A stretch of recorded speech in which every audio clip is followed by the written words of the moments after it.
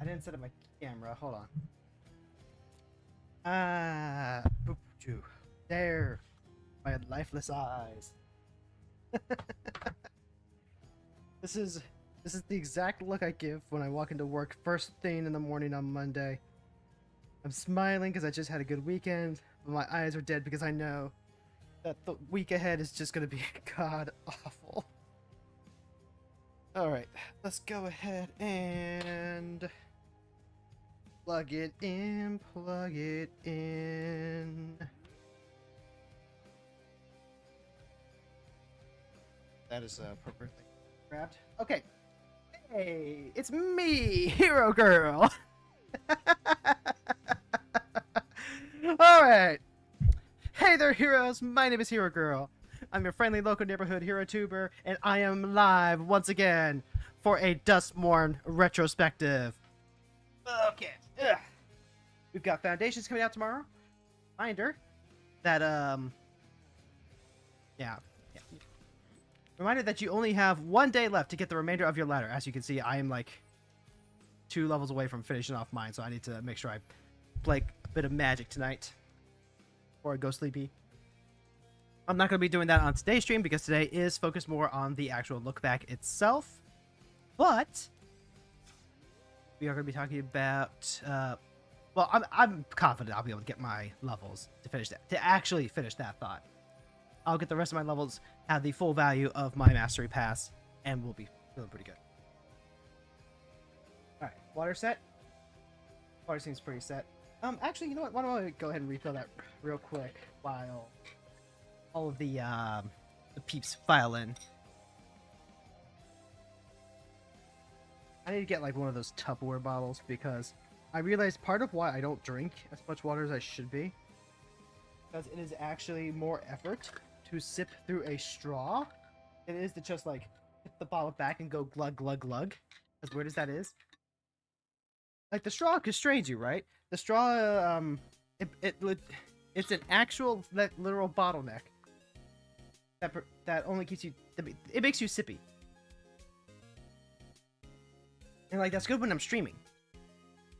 I don't want to be going glug glug glug on stream, but I do want to go glug glug glug when I'm not streaming. So yeah, gotta get that big full bottle of water so I can, you know, be properly hydrated. Oh god, especially since I just had like my 3rd sinus infection of the year. I swear. And this one actually dulled my sense of taste. It dulled my sense of taste, chat. This was taquito week, and I missed taquito week because I could not taste the taquito. It was the worst. Okay. I think I have everything set up. I think we're good to go. Alright, so if you're familiar with the Brewer's blog, this is the part of the life cycle of a magic set. Yeah, magic set. Where we go ahead and take a look at the previous season. We look at how effective the brand new commanders are, any shifts in the commander meta. Talk about how, basically just me recording my thoughts and also some personal deck stats. Which, if I read the previous video correctly, you don't read videos, you watch them, but like I was skimming. And skimming is a reading technique, so like, you know. So, following my previous blog format, we're going to talk about the personal stuff, the personal entry in terms of like how I did, my goals and all that. So let's go ahead and pull up the old untapped.gg. Make sure we close out any windows that we don't want. Where am I? Here we go. Is that good? Probably fine. Can I like? Oh, okay. Yay! There we go. Okay. Actually, let me just stop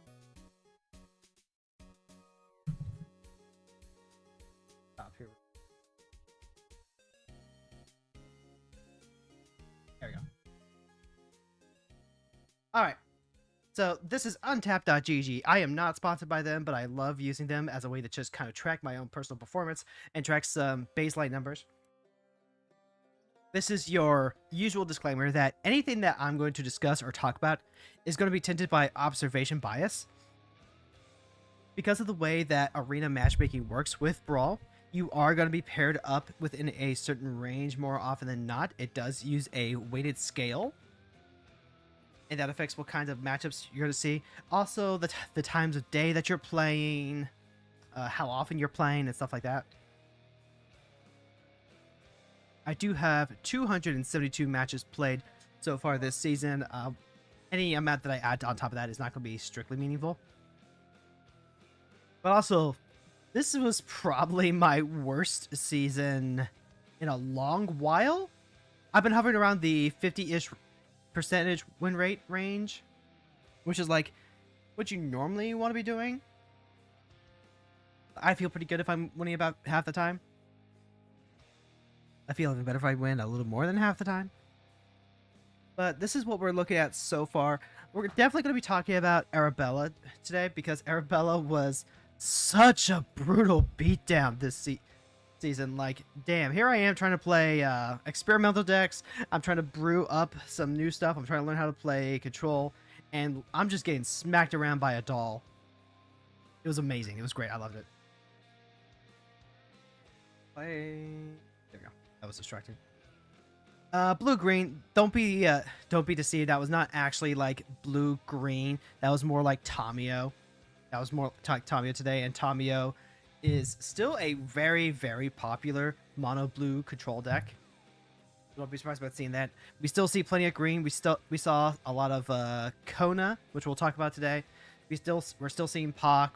We're still seeing your classic mono green commanders.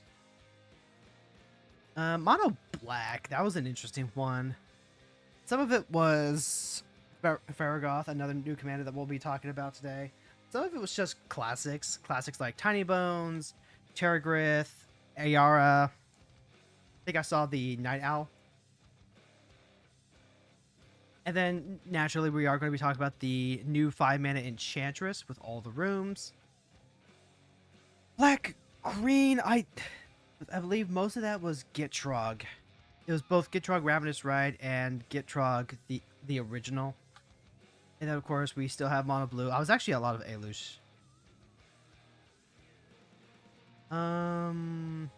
Let's see. Did we have it's weird that I don't have as much. Oh no, this is color performance. This is what I was playing. Okay, never mind. In terms of like the actual decks, you know, sorting out by most played, this was the season where I really wanted to try and experiment with some new deck styles. I wanted to focus more on color combinations that I have not been playing as much as I was before. So part of that was trying to get Hilda, the Icy Crown, going. And this was a meta that was very hostile to a tap tempo control deck. I like Hilda. I'm going to continue working on Hilda into the future, but it's going to take a little bit to get that magic 2 number going. If only because some of the decks are so like Brawl is a fast enough format where you can't just dirtle. You have to actively have a way to shut down your opponent or take over the game almost immediately. I think that's part of why the Proft decks are one of the better blue-white control decks that you can be playing right now, because Proft does have the ability to just like take over the game, sack 1 clue, Sphinx's Reb, complete refill, and gain you the life, just single-handedly stabilize you, help you turn that corner. I saw a lot of good success with Geist of St. Traff, though. That was another deck I was experimenting with, and I am not surprised that Geist did as well as it did, because that's kind of an easy deck to build and play. Well, maybe not like play as easily. There are moments of really good tension where you have to decide whether you're going to go all in on Geist or whether you need to play a little more patiently. So there is some good tension there. But also, most of the time when I was playing Geist, I got matched up against Nadu. So I got a lot of practice in that matchup specifically. And when you learn one matchup and you keep getting that matchup, it becomes, okay, I know what to mulligan for. I know how to play this. I know that if I can just get this win condition going, then they can't stop me. And Geist is a very hard to interact with commander, very aggressive. It's probably going to be my go-to blue-white deck for a little while. Part of that experimenting, though, was also going into decks like Cloak and Dagger, where I'm still kind of messing around with this, but I like what I have so far. I like the direction that I'm kind of going with, where I play your standard blue-black control, but then I also have Atrata acting as like a pseudo snowball card, where she just keeps making 2/2s, and occasionally she's a 1/4 body that blocks really well. She attacks him really, really well. The opponent very rarely wants to actually trade a valuable creature for her. But then we back her up with removal and counter magic. That's pretty great. I try to really preyed on those mono green decks. I mean, there was only like the 3. Yeah, you can't say that someone was really preying on those mono green decks when you only played it 3 times. But like, it felt right. It felt right, because unless the mono green deck had an absurd start where they could just turbo out a Galta on turn 4 or 5, which the Cone decks could, then it felt like we had control of the pace of the game. That was pretty great. We did end up taking it more into a control shell, kind of in the vein of blue-black Reanimator, as opposed to pure Reanimator. I think that there are some really good blue-black Reanimator commanders, and Atrata is not one of them.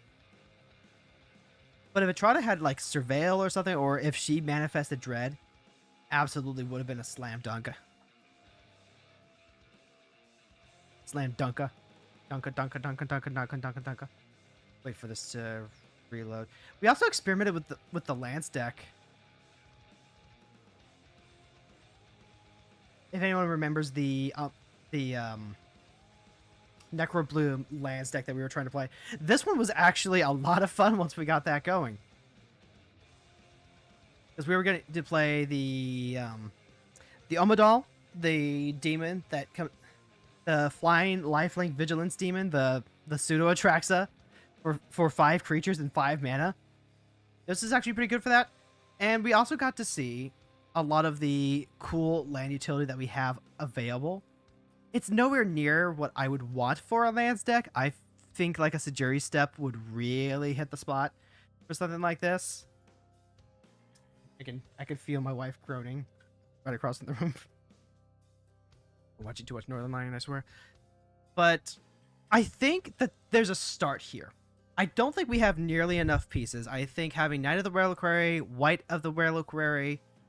Actually, hold on. I could just like, why don't I just go into decks here?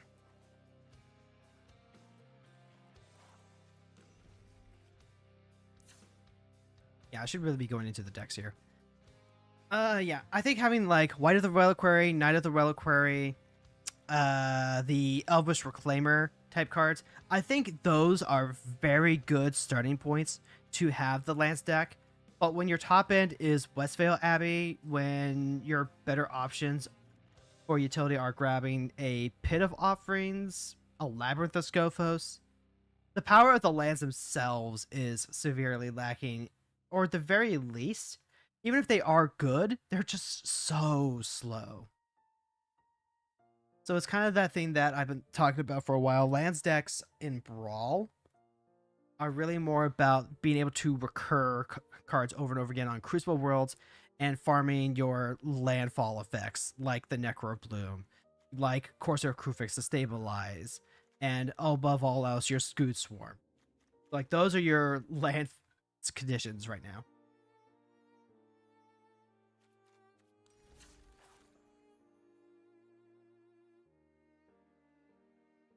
Then, like, hold on. Gotta go back to the future, Marty.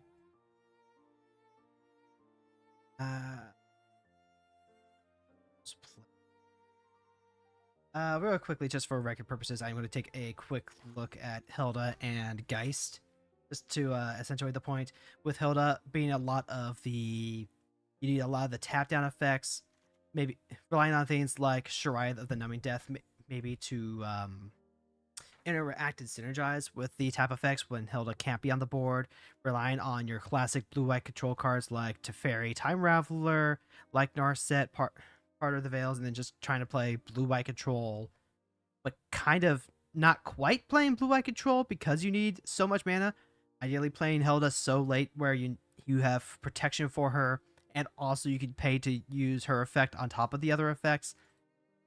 Probably means that I need way more artifact ramp, but then trying to fit all that in while leaving in all the synergy cards like Rarity Circle, like Icebind Pillar, makes that kind of rough. And then, like I was saying with Geist, the deck is easy to build and play. I don't have any other creatures in my Geist deck outside of like White Triton Wavebreaker. And even then, I'm probably pulling out Triton Wavebreaker to fit in more protection or more interaction or something like that at some point in the near future, especially with Foundations coming out and having just some good staple effects. But otherwise, you literally just play Geist as your only creature and then play as much removal, protection, and curiosity effects as possible.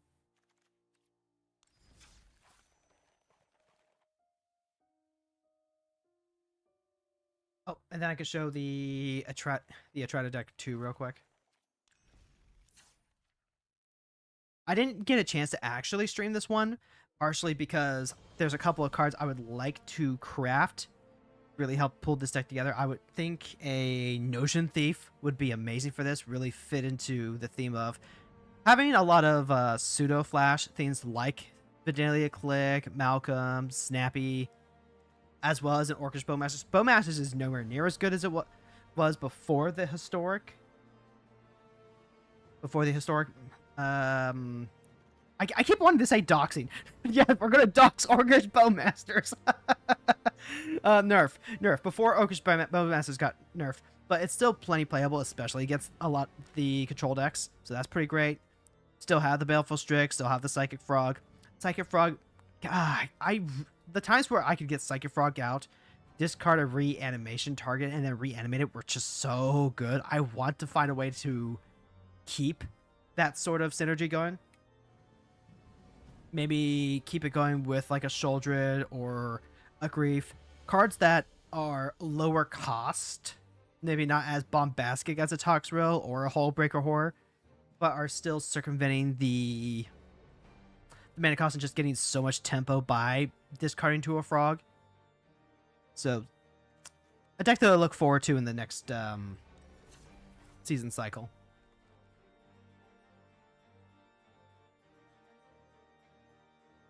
Oh god, Cloth's Red was miserable to play against this season. Like, it was actually really difficult to have the success that we were having beforehand. And this is kind of what I mean by new seasonal metas really changing what is and is not viable, especially after enough time has passed that a card's been weighted into a specific scale range. Like, because this is a very, very creature-light deck, I think the only creatures we're running literally are Ragavan and Fury. It doesn't really have a lot of board presence, which means that it gets around a lot of the removal-heavy control decks. A lot of stuff like Marchesa, a lot of stuff like Grenzo. Grenzo the Jailbreaker was a really big one, especially during Outlaws of Thunder Junction when crime was everywhere. Like, this was a deck that thrived during the crime era. But now that we have a lot more cards that interact with the graveyard, Winter specifically was really popular this season, and I'll be talking about that during the tier listing. But Winter was it felt like a true 50-50 with regards to whether Clothis could actually keep up or not. Because aside from Winter being in Gen colors, meaning that it has access to a lot more vines type effects that it can exile enchantments, there was also a lot of Deathrite Shaman stuff that could exile our own graveyard, which ate up a lot of our own gas. At the same time that Clothis is eating stuff out of their graveyard. And I think the worst was when I was playing against the winter deck and it dropped their own Colossus, which, like, hey, you know what? I love that. I love seeing these really weird Delirium decks. I'm actually kind of excited to build my own winter deck in the future now because of all these winter matchups. I thought this would be really... I thought this would be a good season for Colossus, partly because we did get Pyroclasm. But no. No. And Arabella being a 2-drop commander that survives a shock. Not a bolt, but a shock. Being able to replay very quickly. Having an additional draw engine in the Glimmer that came out. Like, this actually just became a really awkward and bad matchup. Kellen in the box, thank you so much for stopping by. So, yeah, this was just not a good season for Colossus, but I don't have any reason to take the deck apart because she still gets me my play X red spells, kill X creatures dailies. So she's still a good farming deck. Similarly, I saw more drop-offs with both, like, just some classic mono red decks, like Pia Nalar and the Thopter deck. When I built that deck originally, the format was slow enough that you could get away with just playing a lot of draw engines and a lot of it of value over time cards. Make a bunch of Thopters, make them big, and go woof. Feather, I think this was just me aggressively taking really bad mulligans.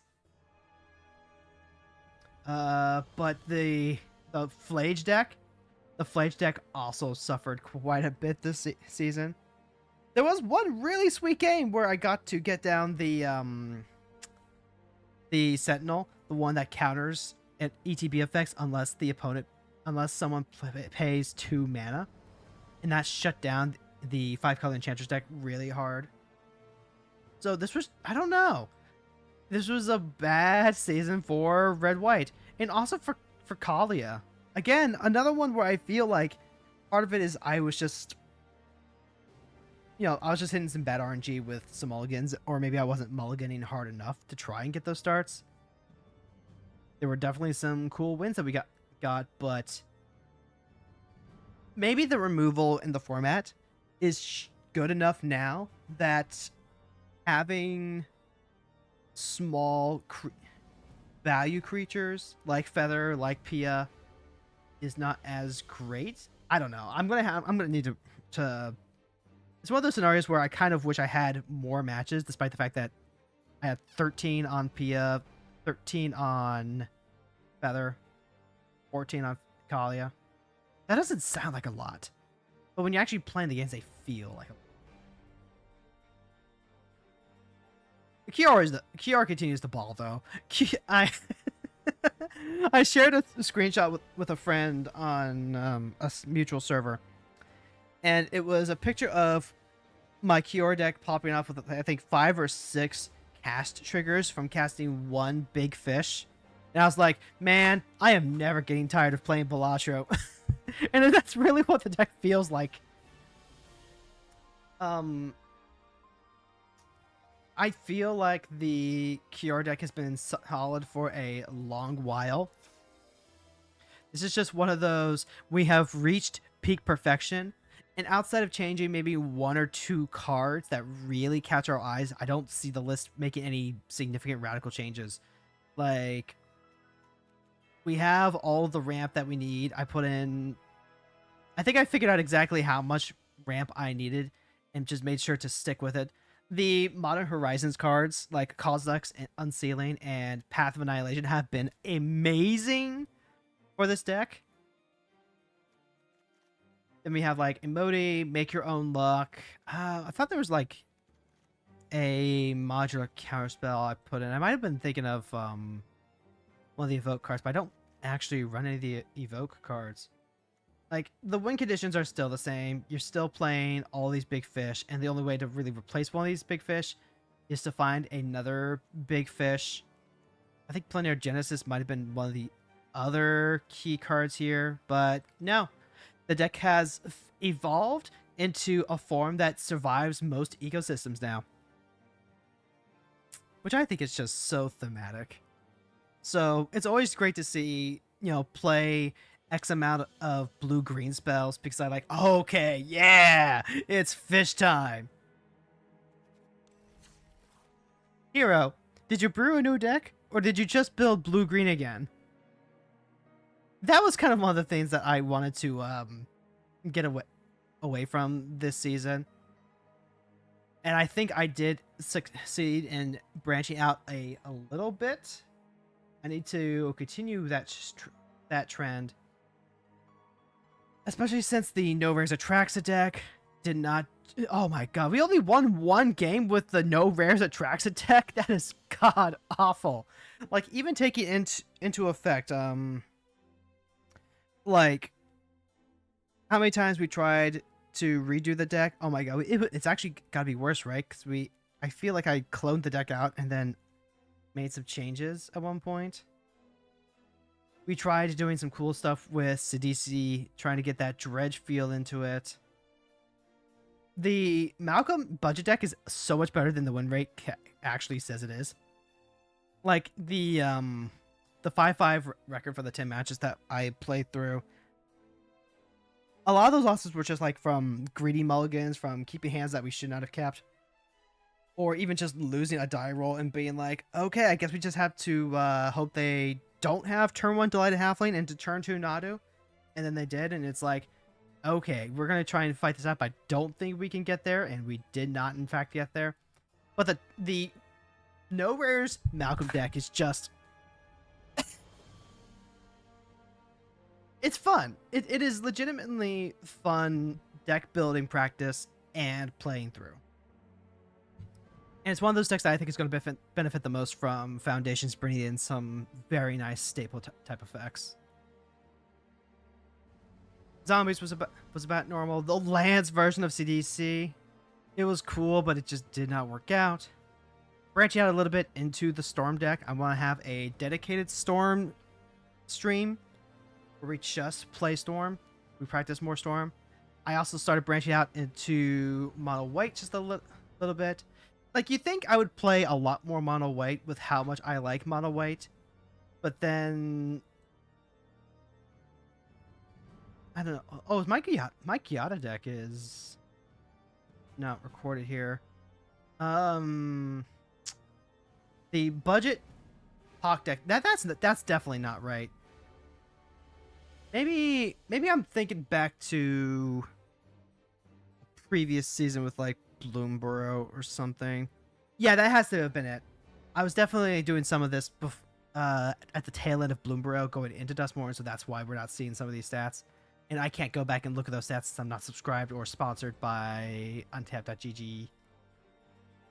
Like, yeah, see, there's like the one time I played Galadriel's.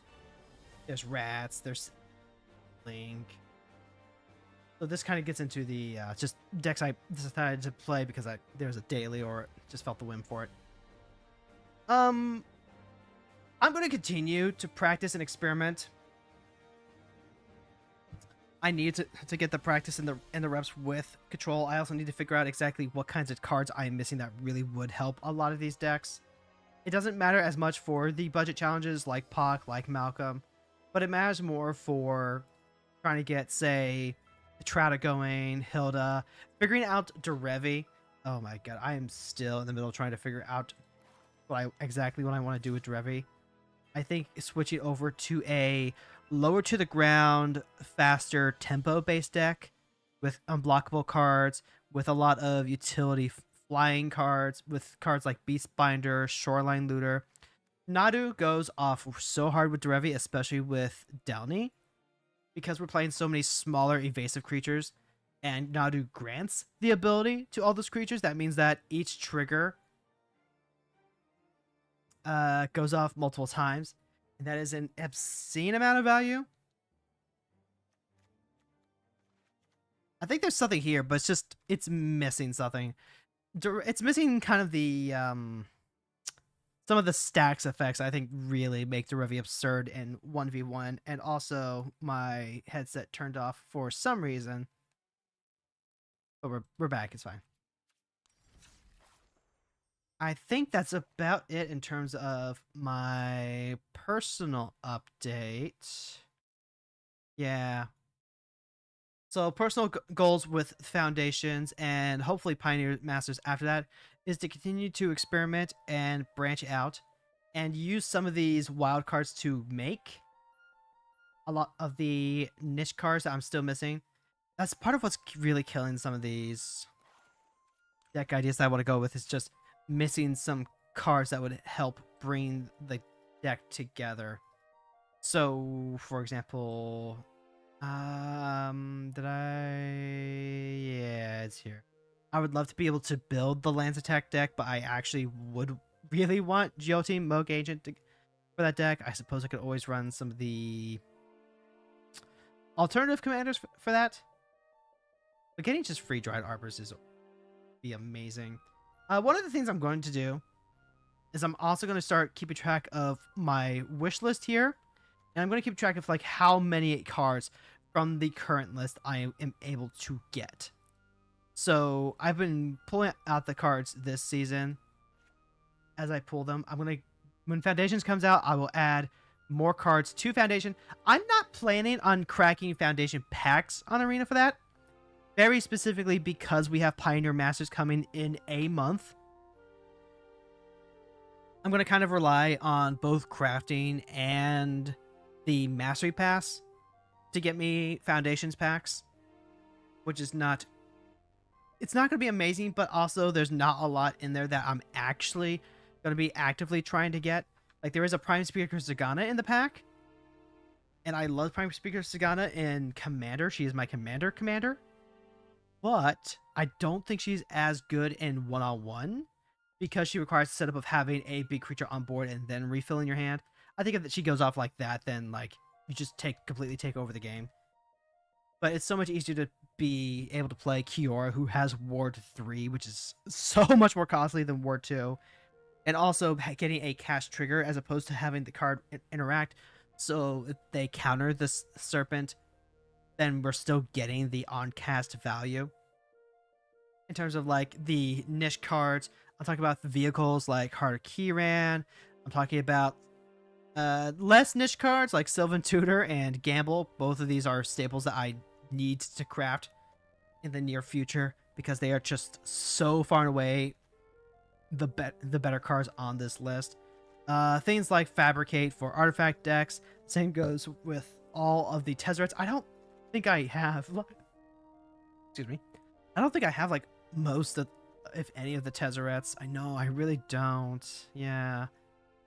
And then just like good cards like Invasion. Cards that I think are cool, but just... I've got Tamiyo. Like, I crafted a Nissa specifically for the Galadriel Scry deck, and I don't regret that, but I do think an awful lot about how I don't play blue-green Nissa in any of my blue-green decks outside of Galadriel. Some of the Enchantress cards like Calyx, Storm cards like Expansion Explosion. So, I'm just going to keep this around as a record of exactly how my collection building is going in Arena.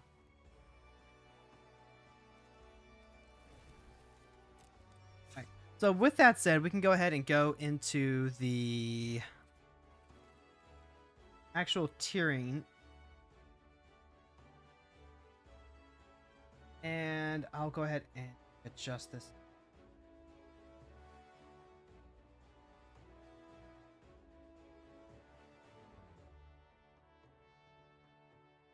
Yeah, that worked. And then we'll just go ahead and bring in all of the cards.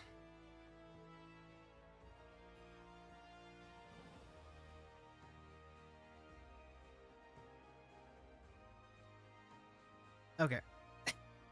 And then just for my own reference, we're also going to bring up the commanders over here. Yeah, this would probably be like great edited content, don't you think? Shame I can't afford an editor yet. All right. Yep, and we'll go by color. So like if you're not familiar with the tiering system that we do here in Brewer's blog, I've got 5 main levels. The lowest tier is did not play. This means I did not see this commander in any sort of context. I did not see them in the 99. I did not see them helming the deck. I did not see Amy playing them in the videos that I watched of her playing. God, I should watch more Brawl content creators if I want to keep this up. But like, I just have no knowledge whatsoever of how this card performed. Probably 99. This is going to be where we put the commanders that are, you know, I think they're fine. I think they're powerful enough to be played in Brawl, but they're probably not helming their own deck. Fine. This is where, you know, you've met the base minimum to be a commander. This is where you get your, I don't want to say Hilda because of my personal experiences, but it's like, you know, you can make a respectable Brawl deck with this commander as your commander. There are probably stronger options for what you want to do specifically. Or at the very least, this commander holds a niche that none of the other commanders do, and they do it well enough that you could run them as your commander and be just fine with that. Like, it's literally just, it's fine. Yeah. And then we have actually Brawl level. This is what I think of when I think of Brawl at its most competitive. Not in the, you know, if you had to go to a prize tournament, this is what I would recommend going with. But it's like you could put up some very strong numbers with this commander, and these are the commanders that are also probably going to be weighted a little more heavily than anything else.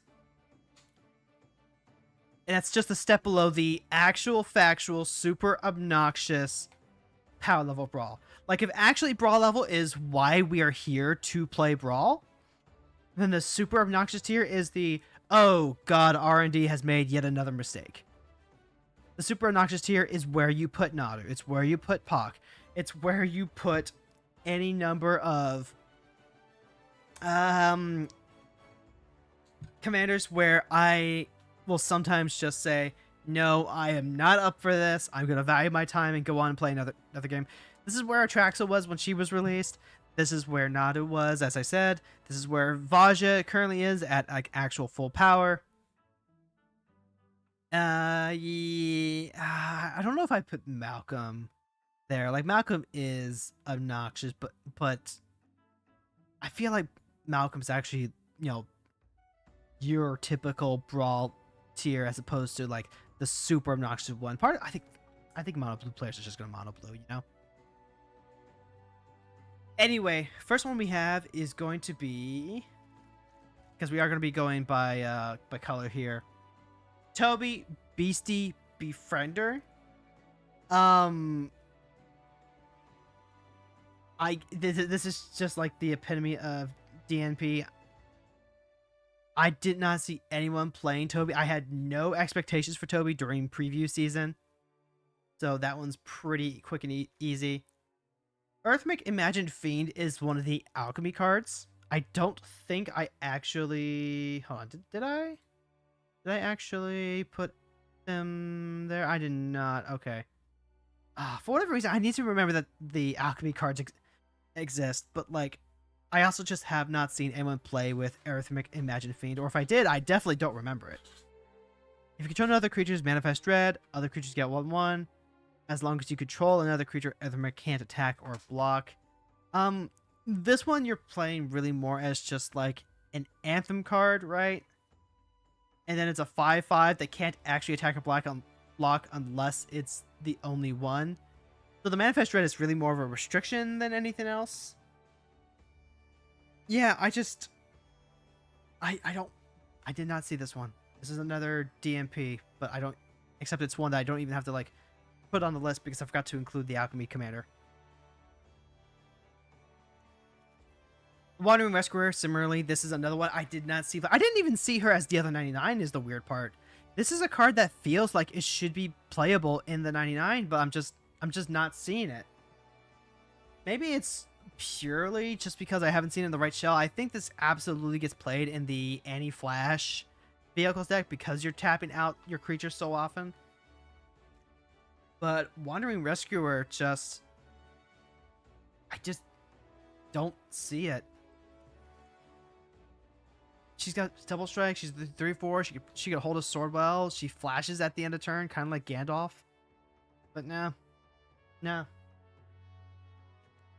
That Mind Skinner was gonna be the new mono blue commander, but I kind of figured that it just was not going to see play, and I saw it like maybe all of 1 or 2 times. So like at least I did see someone trying it out. And like of course, people love mill. People love having the alternative win conditions, and mill is just blue burn. The Mind Skinner being a 3-drop is also pretty good for it because it means you can drop it pretty early with protection up. You can have a miscast or a dispel or something like that to prevent the opponent from getting rid of it. The issue though is that unlike in 60 card, this card is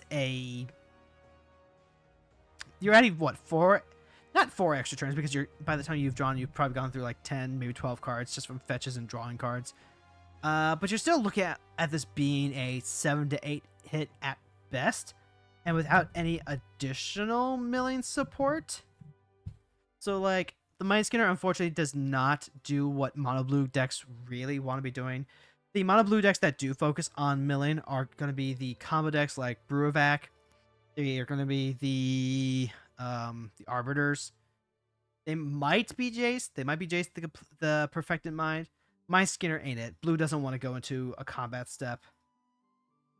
You could play it in the 99 if you wanted to for some evasive milling tech, like if you want to mill the opponent some extra cards and then reanimate cards out of their graveyard. I think that's fine, but you probably have better options.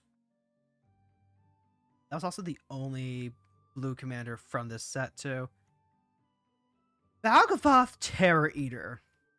This is one of the more interesting cards to come out from this set. Interesting in the sense that I feel like if you're playing the commander version, you're going to be really heavy on ramp. You're going to want to play a lot of artifacts to get up there. You're going to be playing your Key to the Archives, your Power Stones, basically any of your double rock greeners. It's a really big boss monster.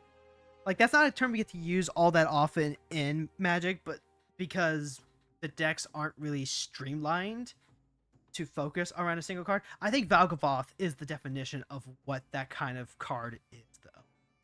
It's got a great stabilizing presence. It has a great effect. Because remember, it's not a creature or permanent, it's if a card you didn't control goes into the opponent's graveyard from anywhere. That means if they use any sort of removal spell, if they use any sort of draw effect, then Valgavoth is getting those for you. Valgavoth is eating them, and then they just get to cast a lot of your stuff and turn them against you. And that's a really cool effect. The downside, though, is that Valgavoth by himself doesn't necessarily draw you those cards. It's not like a Grizzlebrand or a Villas, where the card draw is stapled onto him. You actually have to do things or let your opponents do things in order to get the benefits. Having the Flying Lifelink ward cost is really good. And I think this is very strong if you manage to strip your opponent out of options before getting this card to hit the table.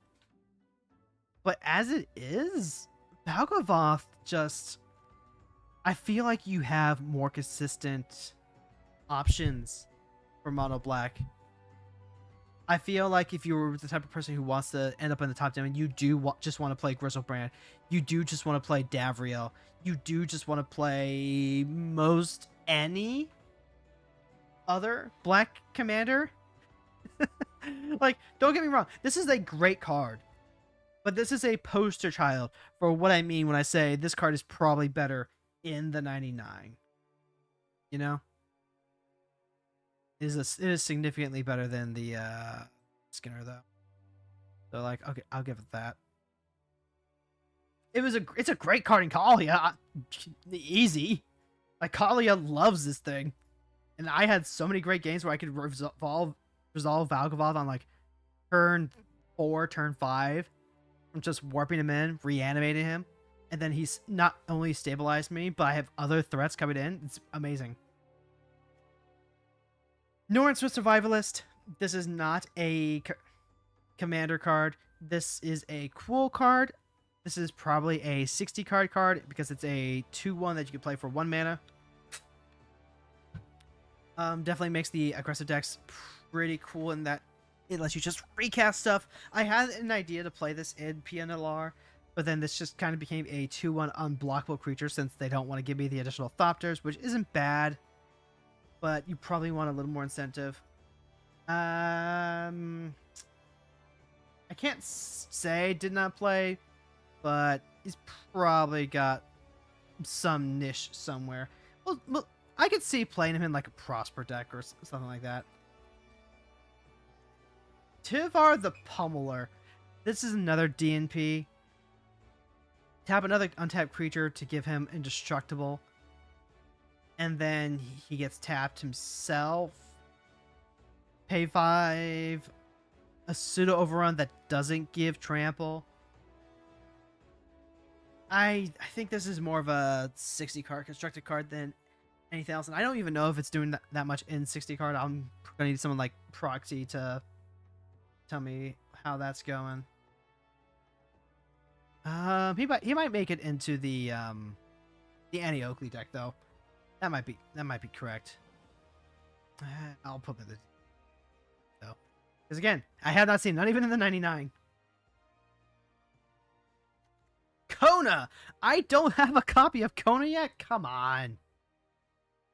All right, so like, I saw Kona. And Kona is definitely one of the new staple commanders that you can play, especially in Mono Green. I think it's very easy to build Kona as a budget deck too. Because in budget, you have so many enablers. You have a Springleaf Drum. You have a couple of elves that tap creatures to produce additional mana. You have access to vehicles. There are so many ways to tap Kona. I feel like the only way that Kona would be better is if they buffed it to make it unboltable. But if they made it unboltable, then Kona would actually be a problem. I don't have any notes. Like, this is a very solid doggo. You know? When you can just go turn 3, God forbid, maybe even turn 2 if you're fast enough. Turn 3, tap Kona, put Galta into play, drop your entire hand, or even something like less absurd, like a Questing Beast or Vorinclex. Vorinclex, what searches 2 additional forests and puts them into your hand. Kona does rely a lot on gas. Like, a lot of the biggest tension from Kona comes from trying to keep it from surviving through the battle phase. So very often they will go Kona, potentially tap it, and then you have to immediately respond with a removal spell with your Doomblade, with your bolts, get it off the table, and then that's just the whole game. They're trying to get Kona to resolve. You're constantly trying to get Kona off the table. And then if you manage to get to late game, they can just start casting their big creatures. But that really depends on whether they're tunnel visioned into doing it through Kona, or whether they have anything else to build their board. If they manage to hit the additional ramp cards, then that lets them cast their big creatures, I think they're fine, because at that point they just have big creatures and you've burned all your removal on Kona. It's hard to say. But like this is Brawl power level. Like, when you can actually circumvent cost to play big creatures, when you're getting a kind of legacy style hit, that is when you know that you are playing Brawl. IMO. Altonic is not a commander. This is not a card you play to helm your deck. This is a card you play because it can be a 2-mana spell to put your fetch land back into play tapped. Kind of like a pseudo rampant growth. I think for that, it's actually pretty good, but it's definitely not commander material. And we don't really get the benefit of getting to play Call Thrice. So this is a solid 99 card pickup. Whenever it becomes the target of a spell or ability opponent controls, draw a card. I mean, yeah, you can play in like black green reanimator. I think is probably one of the better options for it too.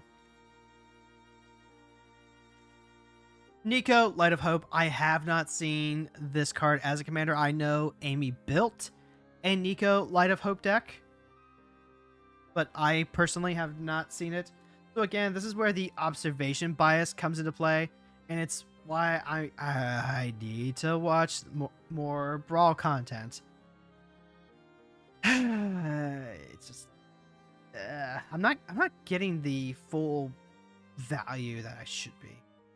But also, like, I was just okay. So there has been less focus on the Duskmourne commanders this season than like previous seasons with Bloomborough, with Thunder Junction. And I think that's because a lot of these commanders are just, they don't really feel like Brawl level commanders. Like the Wandering Rescuer, like Nashi, like the Swarm Weaver. They don't really, they're not as enticing, maybe, I guess is one way I could put it.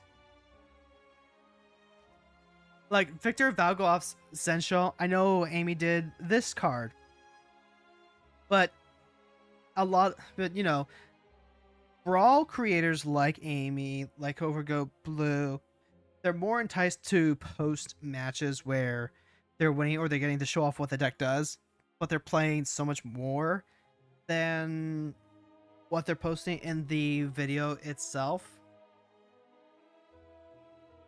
And like, I'm not faulting them for that, but it does kind of like skew the perspective, you know? And like, I just did not see anyone play Victor. I might have seen like Victor once, specifically in the 5-color Enchantress deck. But it's just another one where I just did not see. Just not seeing like a good number of these commanders. So I guess we did see like at least half. I didn't see any Nashis. Like, Nashi is a Saboteur effect, right? Nashi hits them. You mill that many cards. Put a number of legendary and/or enchantments from among them into your hand. If you put no cards, Nashi gets a counter.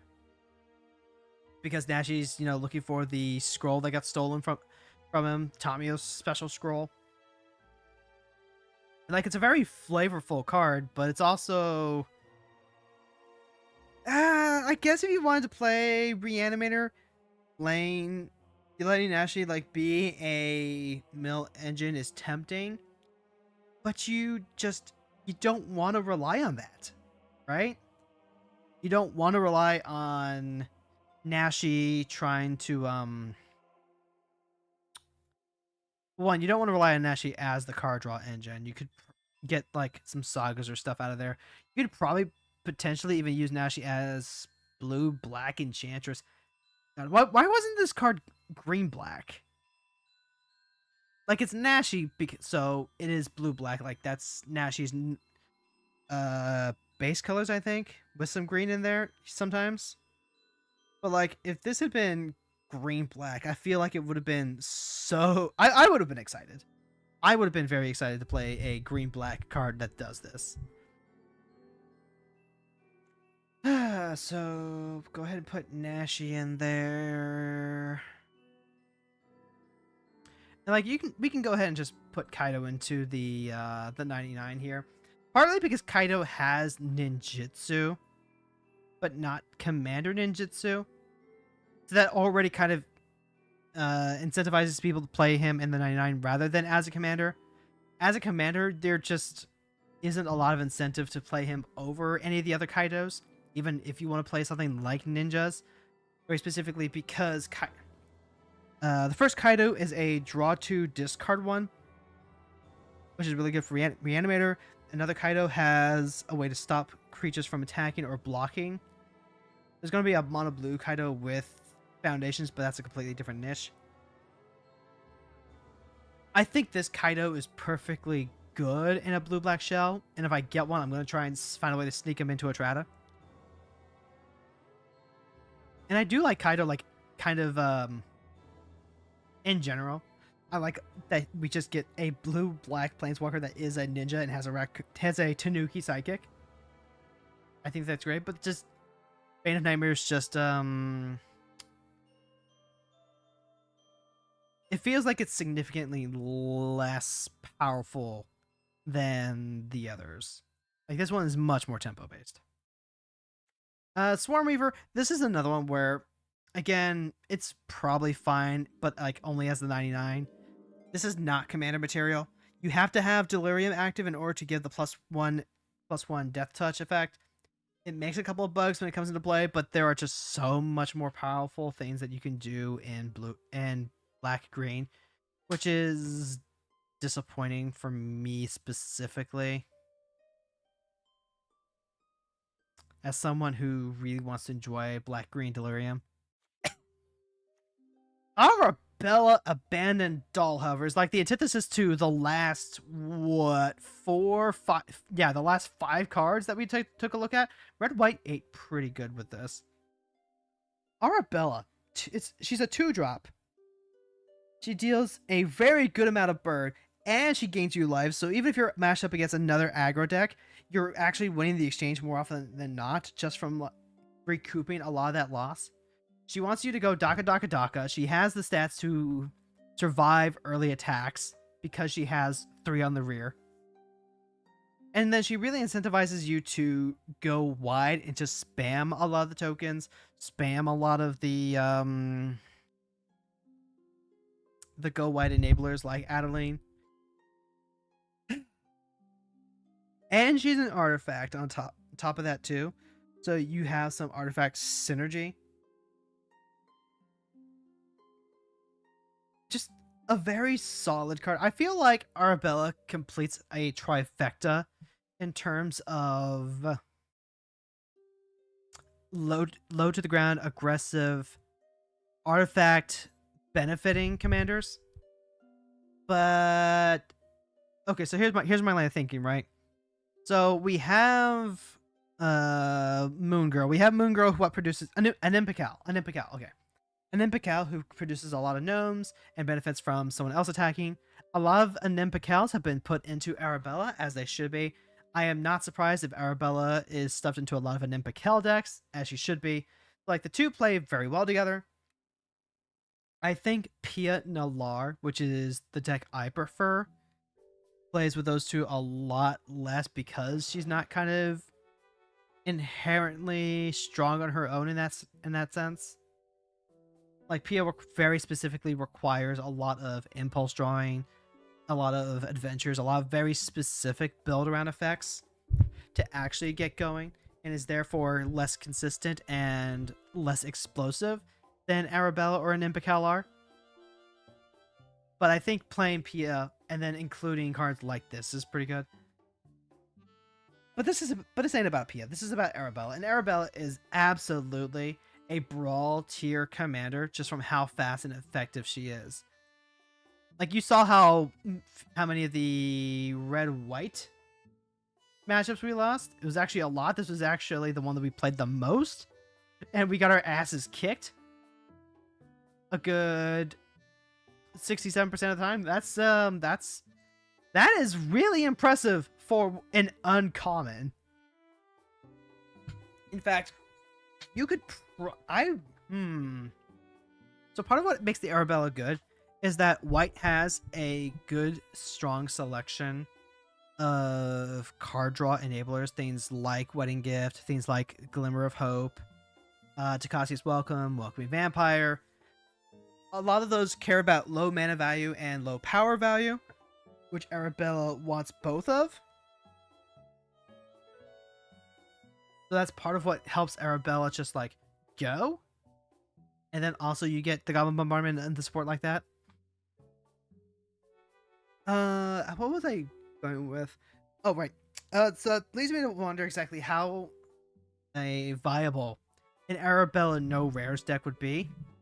That's going to be a deck building challenge for sometime in the future, I think.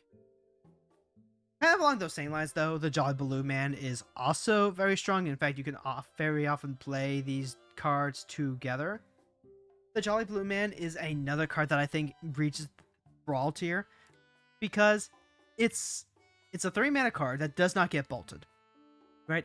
That's probably one of the biggest things that if a bolt can't beat this card, people are going to have a much harder time beating it off. And then because its mana value is 3, it means that it's not getting fatal pushed unless they have a fetch land or something like that. So the stats line up very perfectly to make this a surprisingly resilient card. And then because it's 3 mana, you can use a helping hand or something like that to bring him back. You could just replay him. But it's the fact that it's also a Kiki Jiki effect, right? It's pay 1 tap, make a token that's a copy of another creature except it's a 1/1 balloon with flying and haste, and then you sack it at the end of the turn. That 1 mana cost means that this ends up being more of a 4-drop, but it doesn't matter because you can just keep getting so much value. You can copy Solitude, you can copy Furies, Solemn Simulacrums, you can copy Skyclave Apparition. We were already seeing this with the Satya, the Jeskai commander, who can kind of do the same thing but on attack and with energy. This is just kind of a streamlined red-white version of that. And it's good. Now, activate only as a sorcery. That does mean that you get a chance to respond if there's like any triggers on the stack or anything, and they can't just like pop the balloon. But like, damn. Red-white doing good this season. Effie Fast Learner, she's another alchemy card that I did not get on here. The Enlist makes this really cute in terms of enabling the survival. If Effie is tapped, put a counter on each tapped creature control, then seek a survivor, mana value less than or equal to the number of tapped creatures you control. I played against one person who tried using this card, and it just didn't feel like they were playing it quite optimally. I feel like this is a card that wants you to play a lot of survivors in the deck, but those survivors on average are not going to be strong enough on their own in order to actually make an impact in Brawl. I think Effie is another contender for this is a card that goes into Annie Oakley's Wild Ride. Kind of the same with Rip Spawn Hunter. It's a survival card. It's a survival card that specifically draws you creatures and vehicles. That's exactly what Annie Oakley wants. And it's not exactly... like, because it's drawing you cards as opposed to putting them into play. And that's just the difference, because you still have to play those cards. And it's like, okay, if you can, like, you know, start chaining these together, maybe you got something, but you just have so many better options. Make sure that we get Ripley into the 99 here.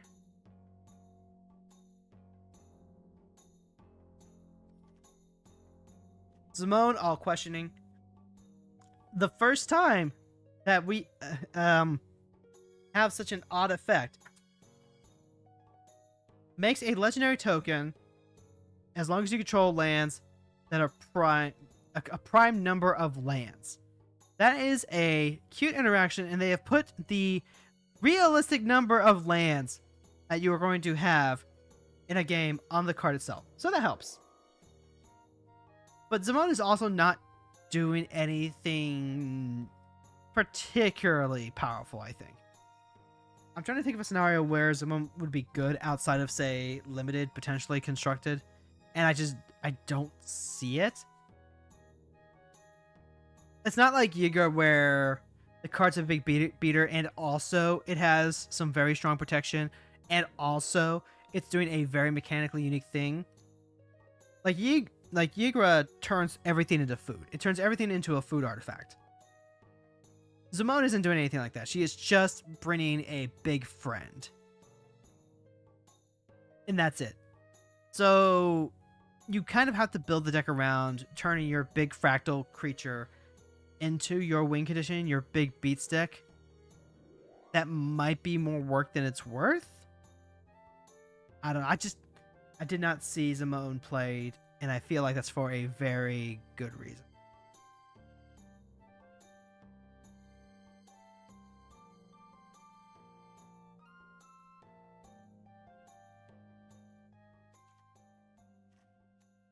Winter Misanthropic Guide.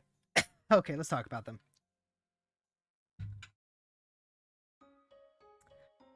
This is a good card. Winter talking about winter as the snowed in music comes up. That's cute. There you go. Get proper music credits going.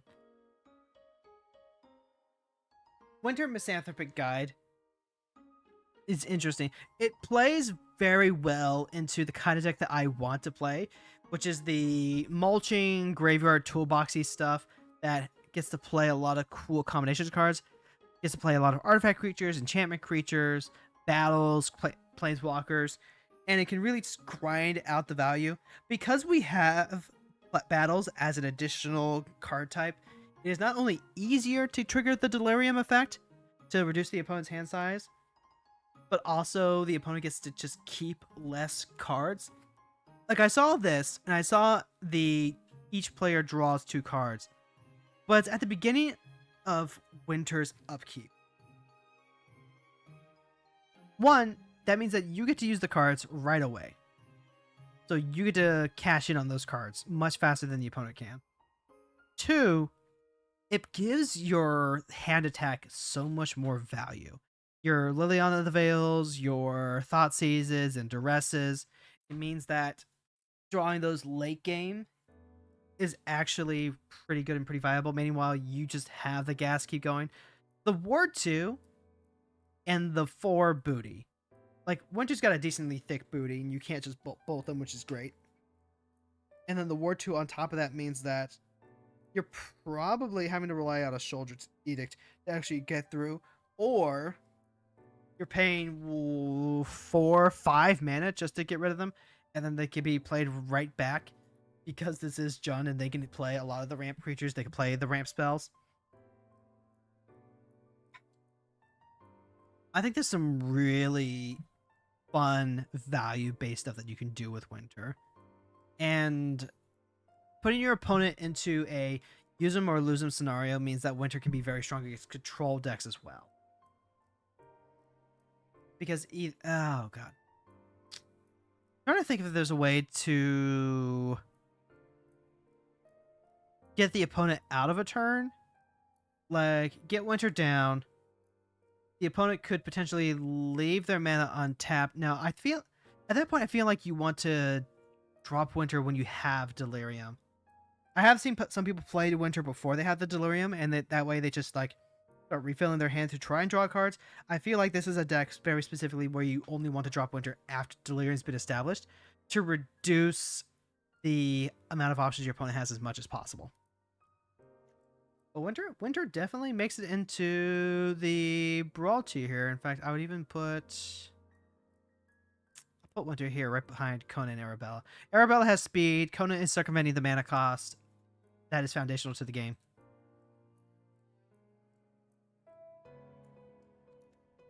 Marina Vendrill. People love playing 5-color Enchantress. Like, this has been a thing for a long time. Brawl's had Go Shintai for a while, and that one very specifically wanted to go into shrines.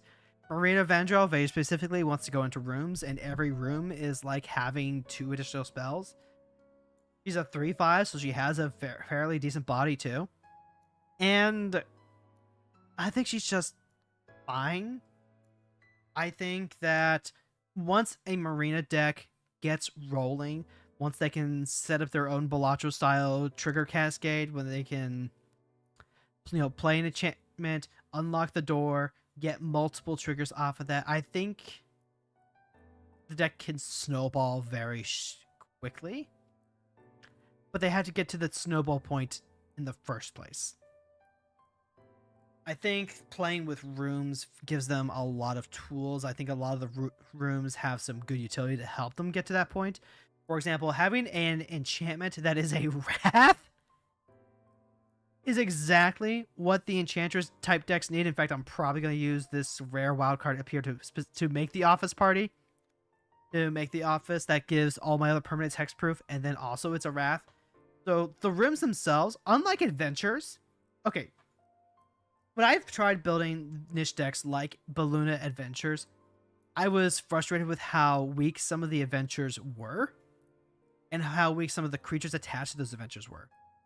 That's partially because it's a 3-color adventure deck as opposed to a 5-color, so you get less variety. You don't get as many of the good options as you would like. So 5-color rooms, okay, they went and they made the commander for the thing that they knew that people would want. Great, kudos. And that helps Marina a lot. But it's still 5-color rooms. It's still 5-color Enchantress. So as long as you can get underneath them before they get the value engine going, for example, like with an Arabella or an Impekel type card, then they're going to have a hard time catching up. Especially since the room card in question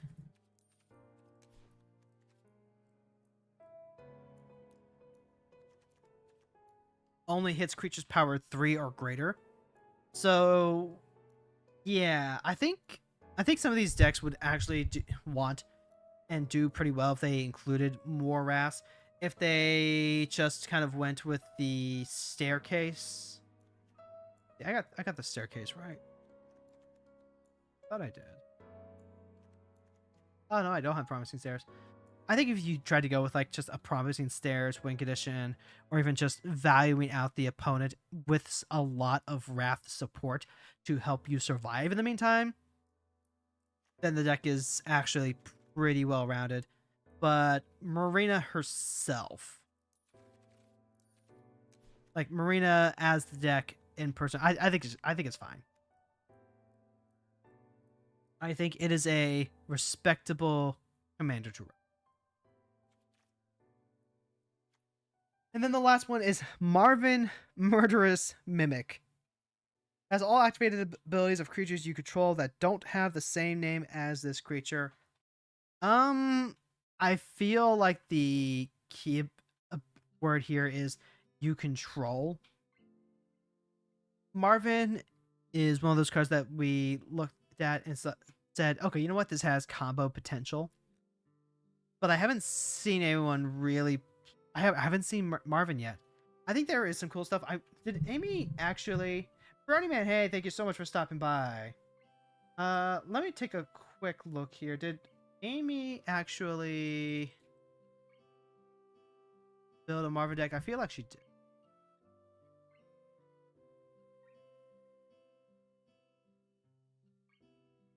Yeah, thank you so much for... By the way, while I'm pulling this There's always room for... Any cards or foundations that you are excited for, let me know. Oh my gosh. It is mostly updates and rehashes. Kind of says a lot about how Duskmourne was. Yep. Amy did not make a Marvin deck. Did anyone make a Marvin deck? Let's see.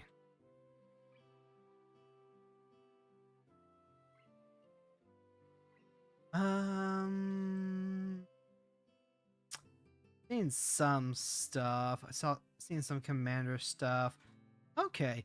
For some reason, when I saw Marvin in previews, I thought that this would be like the go-to build around. Like usually this sort of thing has the combo players tingling. But I guess the fact that you have to have the creatures out and then also it's a colorless deck is just too much. This feels like a combo piece in the making. But I just can't say for sure. I feel like this is probably going to be in the 99. Marvin in colorless. What could we do? Has all the activated abilities of creatures you control that don't have the same name, so it's like, oh god, the go-to is like what, the Scaling Automaton, maybe the remove a counter to ping something. I'm trying to think. Some of those combos just actually require other pieces. Because I'm thinking about like Soul Cauldron. What could you do with Soul Cauldron?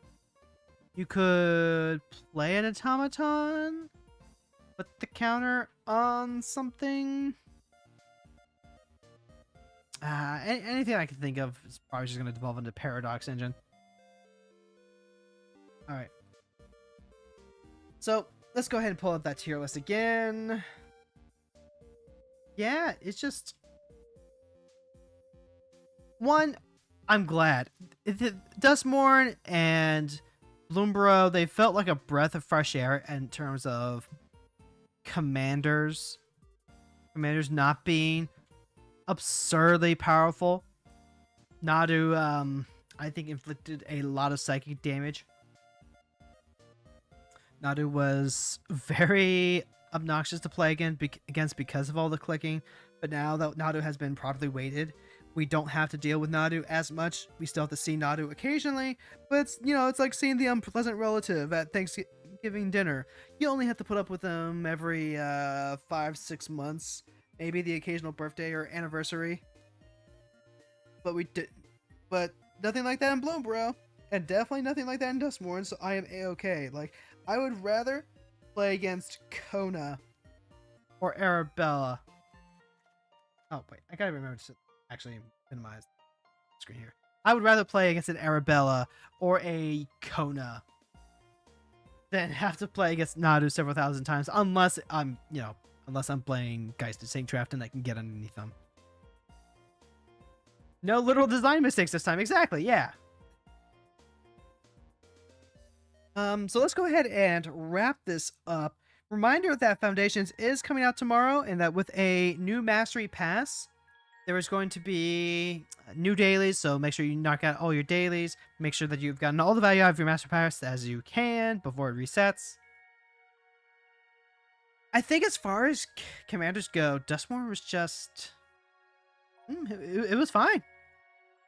Like, I'm kind of disappointed that we didn't get other cool stuff, but that feeling is vastly outweighed by just like, okay, we get a break. We can have a little bit of a break from non-stop, brand new, constantly shaking up the format type stuff. I feel like Commander is currently, Brawl. I feel like Brawl is in a fine place. I think we got some cool new tech. Split Up is a card I'm still like 50-50 on. Sometimes it's great. Sometimes it's like not quite what you want. The Glimmers are really good. I like the blue, the red, and the white ones. I've seen the green one played. This is like decks are either sets are either Kalia sets or Jund sets, right? Sets that are Kalia sets are like Bloomborough, where the cards in there go and they support a very specific type of deck, or they help create or enable those decks. And they have some cards that are good for a lot of other decks too sometimes. Any worthwhile mentions of commanders that were improved the most by Duskmourne? That's a good question, chat. That's a good question. Gold star there. I'm trying to think of commanders that were like most improved, and I think that's kind of what I mean by Kalia sets versus Jund sets. Zur, oh god, yeah. Zur got so much better because of all the rooms being just really massive mana value cards that they can animate. Like, oh god, I only had to play against Zur 1 or 2 times, but the fact that they just got all these brand new toys, it's horrifying. It's absolutely horrifying. It's a scary deck. I think I said like this helps the anti-flash deck. I'm not sure how many people were actually playing. Sorry. I'm not sure how many people were actually playing the anti-flash deck. But she got so many new cards with all the survivors that are in play now. I'm trying to think. Honestly, it's like any sort of graveyard delirium based deck did get better with this, but there weren't exactly a lot of those to begin with. was so popular at the start of the expansion, and then people seemed to realize rooms were just a bit too gimmicky. Yeah, I think that's where it is. I think the people who really like the gimmick, and in fact, I'm going to go ahead and craft Restricted Office right now, because this is a card I absolutely need to make sure I get.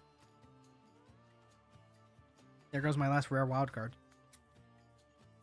I want to say that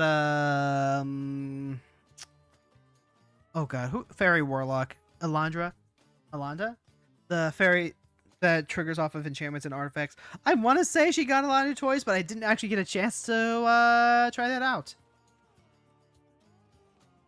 I think we got some good decks out of this.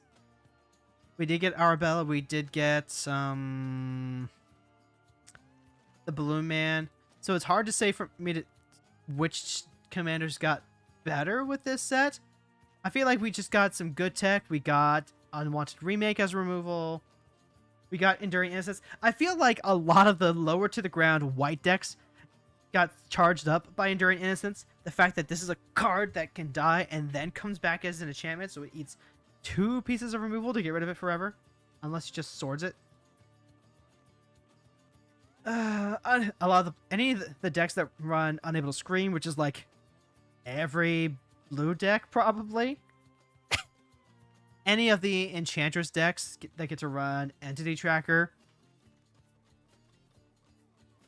And Enduring Curiosity has been fine for like a lot of those. Rooms are kind of gimmicky. I don't know that there's a lot of them that I would run for their own sake, although I certainly have looked at Underwater Tunnel as a potential one. It's Bottomless Pool because it is tempo and potentially turns into a draw card effect. I could probably play this in Geist, actually.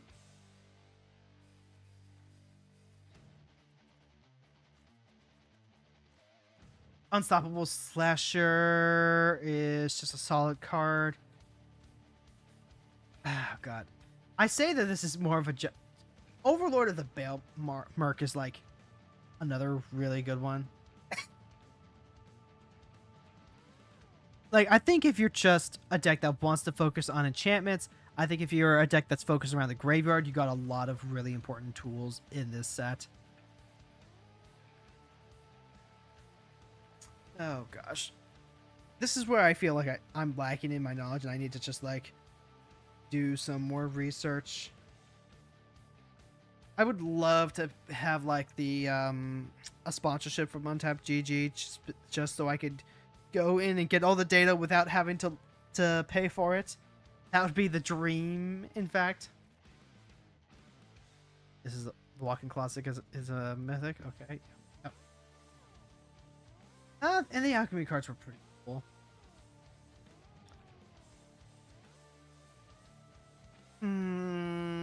Having the extra lands was pretty great. Yeah, I feel like everyone just got a little bit better with this set as opposed to like anyone specifically Zur outside of that. Probably the Enchantress cards though. Probably the Enchantress decks. Yeah, Enchantress and Graveyard decks were the ones that really got more stuff out of this. But that's not as hyper-specific as a Kalia set, as a Bloomburrow style set was going to be. And on that note, I think we've been going for like an hour and a half. Today was always planned to be a shorter stream. So like if you're just now showing up, I'm sorry that you're coming up at the tail end of the set. For your personal commander list, FOMO was such a strong add to Narset, Overlord for Slimefoot and Squee, and Enduring Curiosity making Inyaz feel actually good to play. Oh my. Those are those are good mentions though. Those are good mentions though. Like Fear of Missing Out is the red one, right? Yeah, Fear of Missing Out is the red one. And that was the extra combat phase. That one is really good. That's a strong card. And then Overlord for Slimefoot and Squee, so like the black, yeah, the Black Mill one. I'm gonna take a look at Jund in the next season. It's probably gonna be winter, but I think playing Slimefoot and Squee in winter would be cool. I think we can do some cool stuff with that. We might, maybe this is it. Maybe I don't like Winter's design. If I'm being honest, like this is a not, and I don't mean like the card design. I mean like the character design. I watched the Spice Rack video recently that gave me the TLDR of the story, and I'm like, I'm not really behind him as a character, but like as a card, I can get behind this. So maybe I should have actually used that for a wild card to draft a win. Damn, misplay. But that'll do it here. We'll be back next Monday. I don't think I have any plans for the rest of this week. I might take this Friday.